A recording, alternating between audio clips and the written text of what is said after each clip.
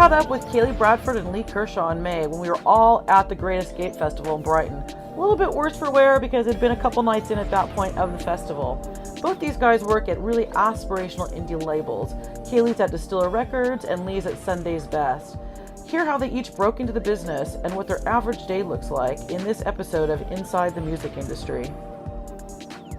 And we are here, our last one of the day at the Great Escape in Brighton. The sun is out, the sunnies are on, the hangover is finally somewhat subsiding, and I'm super stoked because I have two of my favorite people here. We have Lee Kershaw and Kali Bradford. Woo! So let's start with you, Lee. Tell us what you do and where. So I'm a product manager. I work for Rolder Banks label Sunday Best, and we're a company that owns a lot of British festivals as well. Are you? So you're at the record label part of Sunday's Best. But we're also quite involved in the festival side of it as well. So Camp Festival, Common People, and then I think they branched out to Festival Bali in Toronto. Oh my God! But I unfortunately don't get to go. Toronto's great, but California. I mean Bali. Yeah, that's true. I'll be all right with that. That's very Rob Bali, DeBank, isn't it? Yeah, it's very Rob DeBank. I can see him there. Perfect. So a product manager. Yeah. Okay, we're going to come back to what that is in a minute. Kali, what about you? Besides being a sex symbol of the highest proportion, that just comes naturally. So I am now label manager at Distiller Records. So we're based in London. We're a small indie, but we do some really cool stuff. So you say it. We'll decide for ourselves. It's an up and coming label. Up and coming label. We're changing a lot of things now, and it'll be very cool. So I'm just gonna kind of start. I'm gonna do flip this around a little bit. How and when did you guys know you wanted to work in the music business? What was that? So Kali, for you, go first. Was there a moment where you're not like, oh, the heavens have opened, this is what I'm doing, or what happened? Well, that's really funny because I grew up wanting to be on Broadway. So I grew up listening to Broadway, and that's all I did. And my dad was a musical theater major and all of those things. So I was like, I'm going to be on Broadway, that's it. What was that? What was that? Glee? Did you like Glee? I was in show choir, definitely. Yes, in the Glee. So then I was like, I realized not much money and I'm not cutthroat enough to be on Broadway. So next best thing, I went to school to be a music teacher. And then I realized after my first semester that I hate children. So, I hate children. Yeah, it's just a thing. So we decided to work in the music business, which is really, again, pretty much. Yeah, substitute. Yeah. And this is in America, yes? Yeah. Okay. So Albany, New York. So the College of St. Rose, shout out, second best in the U.S. now for music industry. But so the only other degree in my music course was music industry, and I was like, I don't even know what that means. And so I started and went in, and then apparently I'm quite good at it. So then after that, I moved down to New Orleans, and that's a different story. But there wasn't a one moment. It was oh crap, I don't know what else I'm gonna do. But no, it's fun. Did you go to New Orleans to do music industry stuff? Yeah, so I went down right after graduation, and I worked at the New Orleans Jazz Orchestra. So it's a 18-piece jazz orchestra, but then there's other arms as well. So we had a venue down in the French Quarter, and then we also had a kind of education system that we took a lot of inner city kids and taught them how to play jazz, and we toured. We went up to Chicago. We did the jazz migration up to Chicago, so it was really cool. And what was your job exactly on that? What were you doing? I was the music and talent coordinator, so I pretty much just hung out with the musicians and make sure they got from point A to point B. Yeah, and then book them for each of our we would have alternates and everything, so I was able to book them. Obviously, the A team. We always wanted that one, but if one musician couldn't come, and then I booked 365 days of music. Oh my God! Yeah, so every day we had music. We were only closed. Actually, we were never closed. We genuinely were never closed. So each night had at least 2 bands. Wow. Yeah. So just lots of organization and coordination. Yeah, which is funny because I'm very much the creative and not the organization. But when you when you have to have that tapped into, that turns on. Yeah. Okay. Lee, what about you? What was did you have an aha? A moment. Take on me. Not that kind of aha. Sorry, that's or how did you start? I used to work in a lot of bars in Manchester. So I used to work for Warehouse Projects, which was Warehouse Projects? Yeah. So I used to do artist liaison for them, and I was like... How old were you? 10? When you were doing that? I was 17, I was underage, and I wasn't supposed to be there, and it's the only thing I've ever cared about was music, and it was just what can I do? And then I found like a music business course, and I was like, how do I do that? And I was like, maybe I should do some A-levels. And then my mum was like, I don't think you should do that because that's an unrealistic like job, like that you could possibly get or something. So she chose my A-levels for me. Oh my God, is your mom Diane Otter? Oh. I was going to say, this is having bad flashbacks from 30 years ago. Yeah, so like, the deal was, if I did well on them, then I could go do what I wanted at uni. So I did. Showed her what's what, basically. Yeah. And then, Bitch plays. I was like, I'm Okay, gonna do yeah. a music business course, but then I was like, actually, I'm going to hold fire for a couple of years and just go like travelling, make sure that I want to do it. And then, yeah. And where did That's you end up, uni. when did you end up going to university? When I was 21, and then I interned throughout uni, and then got a job after. So how important was interning for you? Really important, I reckon. Like, I had a lot of diverse internships, so I got like an overall aspect of the industry, but also kind of figured out which direction I wanted to go into. Like, I still don't really know exactly what I want to do, but I have a direction. Trajectory that you're interested in Yeah, going. for And you kind of have to do that because, I mean, even at 40-something like I am, it's like you kind of have the idea of like what you like. It's like, what kind of man do I like? Okay, tall. You know, like there's some basic things. Yeah, there's some basic things we like to it. Yeah. And from that, you can kind of build everything else. And things may change along the way, but you have that kind of basic framework of what you're interested in. I think that changing part's a big part of it. Like, know what else I would do in life. Really? I think I'd end up working in like a fucking restaurant. I think You I would think have a so? brewery. I would have Something a where I could brewery. just Would chat you? to people. Well, do you know what's weird is like when I went back to graduate school, because we'll have to talk about your MBA at some point, Kali. But it's just One of them. yeah, one. Okay, well, when I went to get the PhD, I remember thinking to myself, I was just like, I'm just leaving the music business behind, and it's this weird. I don't know if it's an addiction, or if it's just like you just kind of social. It's like what's it, Stockholm syndrome or something like that. Like, Nothing else And you fulfills kill you. yourself over and over, and you're like, we were just having this conversation like today. We're like, why every year it's the same thing we just heard the second day of Great Yeah. Escape, but you're just like, I always think like when I was 17, like my ideal job was somewhere where I could get really drunk and get paid for it. And now I'm doing it. I'm like, I just want to go at home and have like a cup of tea. And just sit in my bed detox. and, like, Yeah, nice green absolutely. smoothie with some kale. Yeah, we're like some on bran. Friday nights. We hang out and we're just like, don't talk to us, please. Yeah, Friday nights are our night in, Yeah, because like- every other night we're out, so we're just like, yeah, please don't talk to me tonight. So let's go back. Let's just kind of go back there a little bit. So Kali, you're in New Orleans, and New Orleans. Oh, How do we God. say it? What's the right way? New Orleans. New Orleans. So you're there. How in the hell does a girl from Albany, New York, end up in London, basically running a label? Like, what happened? Well, it was funny because so I did school, and then I went down to New Orleans, and then it's a very awkward situation. My boss stole £1 million from a library foundation. No. So that was really good. So at that point, I was like, okay, I've always wanted to live in London. Let's try this. So I came over to do my master's, and I was like, I'm only going to be here a year. I'm going back to New Orleans. I love it. Yeah, London took hold. So now I'm on my third master's to stay. You're not. You're not. Oh my God, I love it. You're so dirty. I love it. And so educated. Yeah, So educated. That's anyone right. want a degree? Yeah, you're gonna be like, you know, in what's it called? What are the movies with the Cullens? Twilight. Yeah. And it's just like they have like all the hats from like all the time. That's gonna be you, girl, so you can stay. I really realized recently that most of my 20s have been in school. I was like, that is depressing. I know. So okay, so you come here. You're like, I've always wanted to live here. How do we go from that to you? Like, what were some stepping stones along the way? So I did my first master's was in music industry management, and when I was there, I met our professor was really good friends with the head of Fierce Panda, and so. First off, pandas are my favorite animal. So I was like, this sounds like the perfect internship for me. Who cares about the music? Yeah, You know what I I was mean? like, Yeah. But they were indie, and I didn't really, I don't know indie, or didn't know indie that much. So then I started there and loved it. Simon and Chris are amazing people, and I learned so much, but they couldn't give me a visa, so I had to move on. And so Distiller, I interviewed last year at Distiller. I started off as a label assistant, and just kind of worked my ass off, I just continued to meet people and make the partnerships. So we're doing a lot of cool partnerships coming up with Distiller, and who? So like what? so with Scruff of the Neck from Manchester, and then also Fierce Panda. These are not official yet, but they are. They're like they are official. So they're labels. Other labels and promoters Okay. and live stuff. So, and we're also doing stuff with Festival. So with our Distiller TV, so our YouTube channel.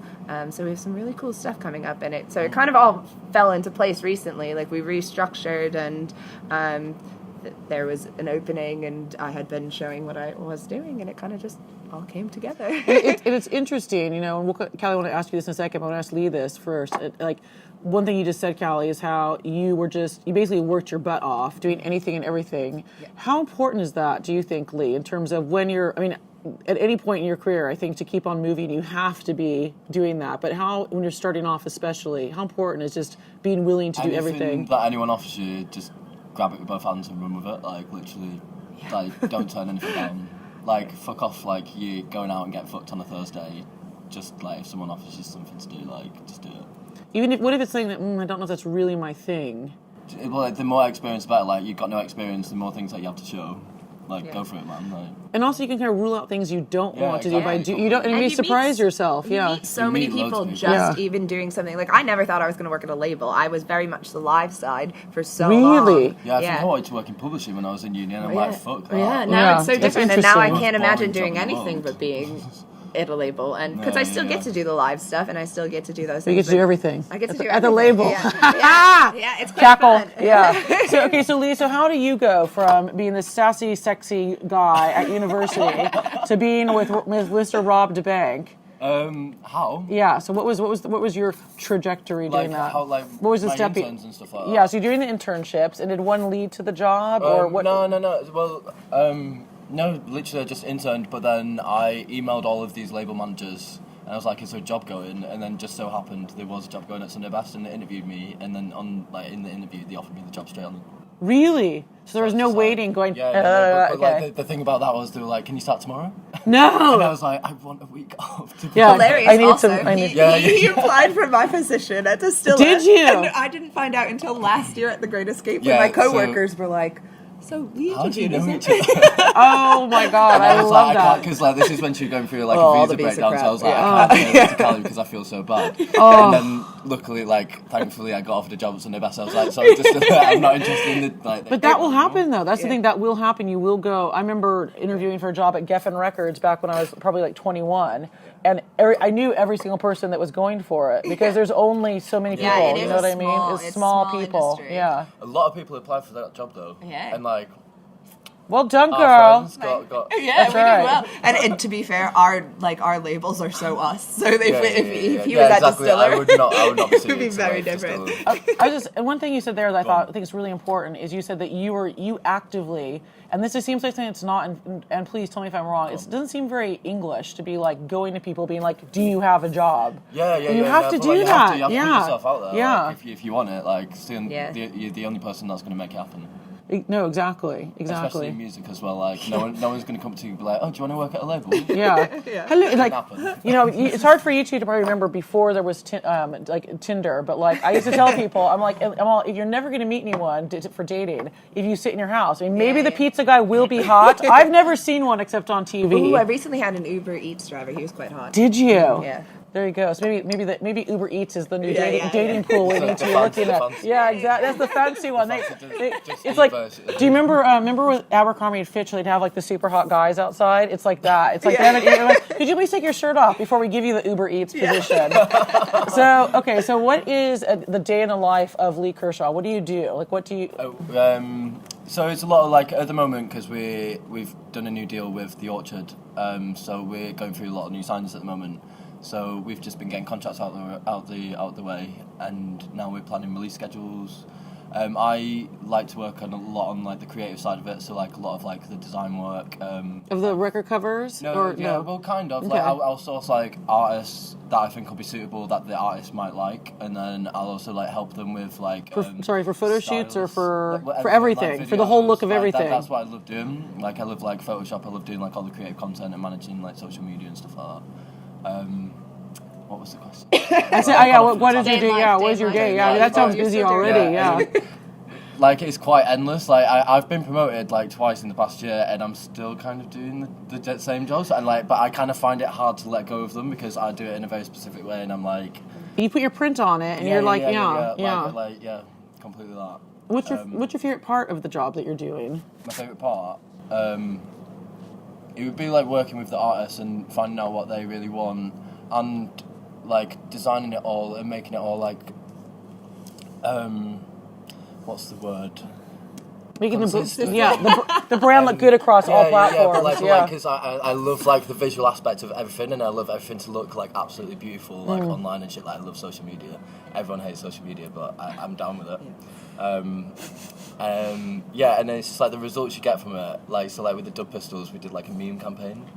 So Did you? Yeah. So it was just like it was really fun because like his fan base like just fucking loved to take the piss out of shit. So we were doing like Dub Pistol starter packs and stuff like that, and like, and, like do you know the Dub Pistols? Yeah, like, actually, they were like was... on an Interscope imprint, yonks ago. Yeah, yonks ago. Geffen, I think. Yeah, I remember that. I worked at Dub Pistols record. And I think their first album dropped on 9/11, so that's. Oh God, poor darlings. Yeah, I know, but like Barry's fucking amazing. Like, literally couldn't ask to work with him like that person. Why are we so addicted to working with bands? We were talking about this before. I don't understand what is wrong. Even at my decrepit age, I'm still addicted. I love it. Like, it's why? It's just one of those things that completely changes the way you feel. Like I think when you feel music is the one thing. Yeah, it's just one of those things, and you can just see your band sitting there, and you just feel so it's proud. Like, the end result in it as well is just like so satisfying because it's just like I helped that. And because music has been a thing for as long as I can remember. Like it's been the most important thing in my life, and being able to work with bands and help them be able to realize their full potential is like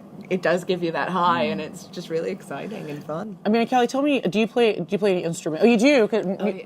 Musical theater. Yeah. So I'm a singer. Well, was I should say. Only in the karaoke. Does she go crazy like Whitney Houston style? So like, there's this really old pub next to us, and it's full of the most old people. And then she just gets on stage, they'll fucking love it because it's just like that is their entertainment for the week. Like you're for free. Yeah. And they also are crazy good as well. They're like one's an old Tottenham player, and he comes in and sings like really old Frank Sinatra. And then, so we're the youngest by 40 years. Whenever we go What's your in. go-to song? Hit Me With Your Best Shot by Pat Benatar. Is it? Why does nobody talk about Pat Benatar? I don't know. She is totally underrated. She is, girl, high five on that. I 100% agree on that. Do you know, like, this is like my newest thing. You guys may be a little too young to know this one, but the Beastie Boys. I'm like, why are people still like, I know why. It's an enigma wrapped in a mystery for me. Yeah. So Lily, do you play any instruments? I don't have the patience for that. Yeah. No, if I can't do it in like the first couple of days, or something, then I'm over it. It's just like I've tried to do guitar, my fingers don't physically bend in that way. Like, it just doesn't happen. Yeah, that's why I don't play actual instruments. Like I can sing. I like but to boss the musicians around. Yeah. Or do some air guitar or something. Yeah. This is like years and years ago. I had a friend that booked a show called Saturday Night Live in America, and he made me a bet. He said, if you can learn how to play a song on bass in 2 weeks, I'll put you on the show in some capacity. It was so hard. It was like impossible. And I'm like, there's so many dumb people I know that are good. And I'm like, I could not believe how difficult it was. It's so difficult. So go ahead, sorry. Oh, no, it's like so, doing two different things. Yeah, it's way too hard. Yeah. And I think that for me is the thing is like, it's such a talent. Like I work with a band called False Heads, and like, we can be sitting here farting around us talking, and then when they get on stage, they have a talent that I have no idea how to do. And that I think is like really kind of magical, isn't it? I love it. Like. And it's so cool. Like I used to get the high of performing, but now I get it just as much. Like seeing when my band's doing well, or one of the bands on my label doing really well, and then seeing the crowd being so excited. Like seeing those two things is just as exciting as being on the stage. You think so? Yeah, because I mean, it's different, but it's very similar. Like I still very much. I'd be petrified to go on the stage. I think I'd pass out. Oh, bless you. Like, it's so fun. Oh, it's so fun, but. Now with my boys, it's still the same. Like today, what's your band that you're looking they're after? They're called the Green Bottle Kiss, and so they played earlier today at our stage at Beyond Retro, and I just, I was beaming and singing along, and oh, dude, I am that dork in the background. I remember going to gigs and being like, "There's adults here, go away." That's me now, like doing like the mom dancing. So Kelly, for you, so what does your day till day look like? Oh, so it's changed. Do you look at your phone first thing? And that's the thing. Yeah, it's like the first thing I look at. It's so annoying. Like the first second I wake up and I'm like, oh no, there's already so many emails. Link your emails to your phone. Rule number 1. I have to. Really? Do you not do that? Oh, fuck. No, You're kidding. No. But what about Latrine? What are you doing? Is that your time? That's Lee's time. Are listening to your like meditation? Meditation. I wish that I could. I have to have it. It's like an addiction. Yeah. It's a weird addiction. But no, so I go in and I do. That's really interesting. It's really good. Because that's really, I think, good for mental health. Yeah, like, it really seriously, is. yeah. Because you're able Handle all to just this shut stuff. up. Yeah. You're able to, Yeah. you're able to just shut it off. But I'm not. I'm totally addicted to my phone, so I couldn't do it. But day to day is very. It depends on the day. Like I'm very involved in the creative side, but I'm very much also do the, all the admin stuff. But we did just hire a new label assistant who's Lee's intern. Really? Oh, so you stole from Lee then? Well, no, they weren't able to give her a proper job, and so we needed someone, and she's sick, She's so amazing. we're very excited. At least she'll be with you. Though. Yeah, exactly. That's why she's going from from dad to mom. Really in the situation. So just really quickly, what are 3 things you would tell your younger self? You guys are pretty young still, but like when you were like 17 and like illegally sneaking into work up in Manchester, did you ever think that you would be a product manager, product development? No, not at all. I thought I'd literally be like fucking nothing at this point. Oh, Lee! Yeah, no, but it's like it's a very unrealistic goal to achieve. I think like it's not an easy industry to get into. But yeah, I think I just had a few life moments where I was like, I can do whatever the fuck I want, and I was like, just went and did it, and yeah, I did. So for your younger self, I feel like there's obviously like so much more to go, but like I'm getting there. So what would you tell your younger self? Oh, what would I tell them? don't get the neck tattoo. I didn't get that. I know you did. That was a joke. I always, whenever I He see, does have one right here, though. do you? That's Do you? Oh, I didn't even see that was a joke. Oh my god, I'm so sorry, darling. back. an upper tramp stamp again. Is it? Yeah. Back of the neck. What are you gonna do? You know what I mean? Like I like it. Do you used to like in it? India? Do you? Good memories. Oh, there It's you go. nice. It's a nice one. Yeah. So what about you? Anything? Oh, tell my younger self, realize that you don't like children way earlier and decide that you want to do things. Did you have a moment actually I where? genuinely did. Like I was sitting in class and I was actually, it wasn't even the children thing. That was part of it, but one of it I had to be learning the violin, and I'm sitting there in class and I was like, when in my life am I ever going to be doing this? And I'm like, oh, if I have to teach, I am. Why am I doing this? And that was when that same day. And I remember going home to tell my parents, because I was going to be a choir director. We had it planned out. It was really exciting. And then I went home and I was like, how do I tell my parents I don't want to teach? And I told them that I was switching my major. They were like, yeah, we didn't think you'd be a good teacher. And No. I was like, okay, fair. Could have told me that. Could have saved me some time. Kelly, by the way, your hair looks so good. Oh, thank you. The cut is great. The color is great. It's fabulous. Thank you. Do you think also? I mean, this is like a whole other different vlog altogether. But like being a woman, you're supposed to like children. I say supposed with the quote fingers. Yeah. like I'm in my 40s and people are saying to me, "You'll change your mind." I'm all, honey, the clock is running down. Okay, the clock is running down.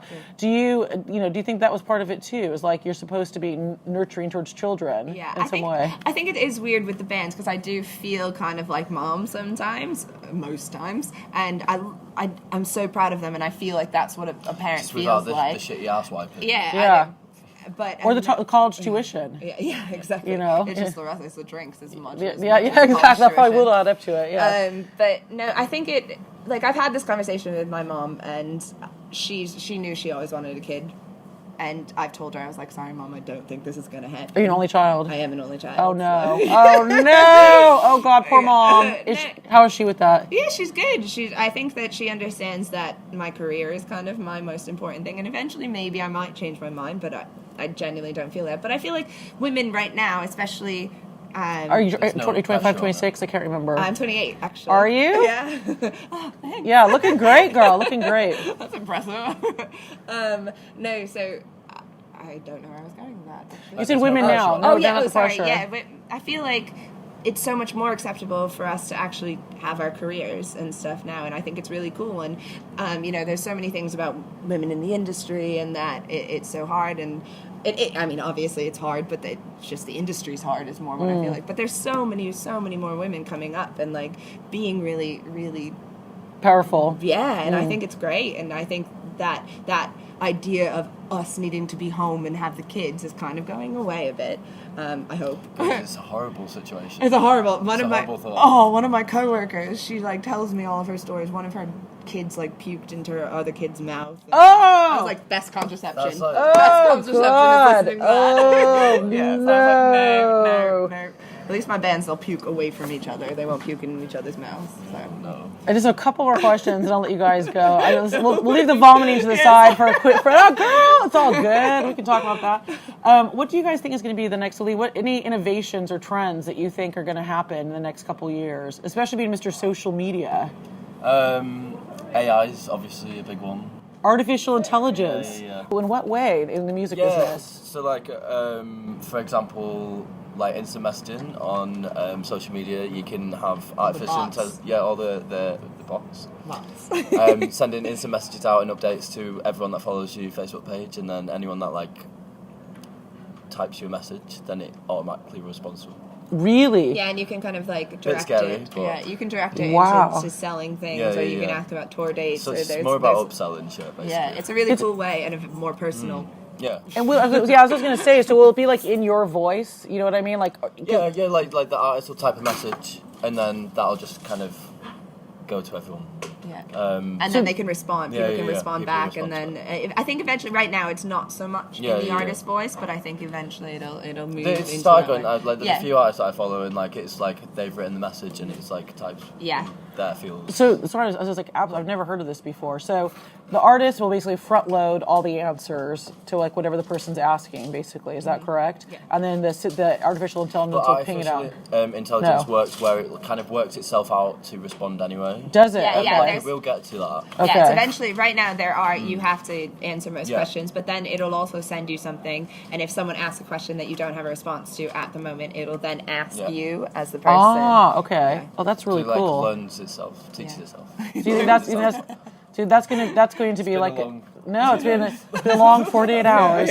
So okay, and Kelly, what about you? Anything else? So I'm actually really kind of excited about Jack. So it's this new blockchain company, and so they're gonna help do this big rights network called Chord, and so it's able for a lot of songwriters and labels and like copyright holders, Songwriters. like intellectual property holders to register on it. So it kind of takes out the middleman a bit, and you're able to get much more money more back. accurate. Yeah, so they're really excited. Like our friend is the strategy guy there, and the stuff that they're doing is really, really cool. And when do you think that's going to be more mainstream, or is it now? It's is starting. It now live? It's starting. Okay. Like if they're doing their beta testing or their pilot right now, and so they're working with some of the really big labels and everything. And so I assume probably by the end of the year it should be live. Yeah. So they've been doing a lot of stuff, and they're getting funding and everything. That sounds great. Yeah, you should check out Jack. JAAK. That sounds really interesting. Yeah. Okay, so future plans. What are you working on right now then? So I'm really excited. We just signed a band called Cassia from Manchester, and so they're kind of my main focus at the moment. They're playing at 12:45 tonight, if anyone's around. Obviously, this isn't live, so that doesn't matter. But they have a website, so people can go check them out. Yeah. Okay. I think it's just Cassia.com or Cassia Music, or wearecassia.com. They're really, really cool. They're actually the hardest working band I've ever met in my whole life. Boys. Like, it's such great guys, and so they have some cool stuff. So they're starting in the studio on Monday. And working with one of our really awesome producers, Matt Tate. So we're really excited about that. And then lots of our branding stuff and our partnerships is probably our next steps. So festivals could be a big part. Oh yeah, festivals would be great. Yeah. Be super sensible.